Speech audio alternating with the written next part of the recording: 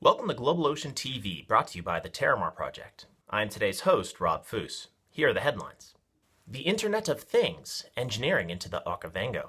This is a post by Shah Selbe from the field on a National Geographic supported expedition to explore the Okavango River system from source to sand. 90 days, 1,000 miles, 3 countries, 2 rivers, 31 adventurers, and 100% open data. Join the expedition in real time as we explore the beating heart of our planet. The silent murders at sea. The oceans, plied by more ships than ever before, are also more armed and dangerous than any time since World War II, naval historians say.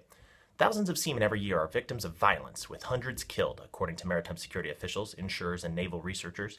Last year, in 3 regions alone, the Western Indian Ocean, Southeast Asia, and the Gulf of Guinea off West Africa, more than 5,200 seafarers were attacked by pirates and robbers, and more than 500 were taken hostage, a database built by the New York Times shows.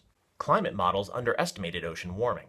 As the author, John Abraham, explains, if you want to know how much global warming is happening, you really have to be able to measure ocean warming. That's because more than 90% of the excess energy coming to the Earth due to greenhouse gases goes into the ocean waters. The Marshall Islands make significant carbon pledge.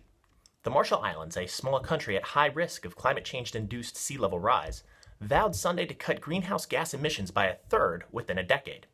In a pledge to be officially filed with the UN next week, the sparsely populated cluster of Pacific atolls becomes the first small island nation to submit a carbon-cutting pledge ahead of a year-end conference in Paris, tasked with producing a World Climate Pact. The exhausted land we live in. In this episode of World Ocean Radio, host Peter Neal will argue that the ocean begins at the mountaintop, that everything that occurs on land descends to the sea, and that every behavior on land impacts the downstream. Check out these stories in the Daily Catch and tune back in tomorrow for the best ocean, river, and lake news from around the world. Thank you. Did you enjoy this broadcast from Global Ocean TV? Stay up to date with the latest ocean, river, and lake news by subscribing to our channel.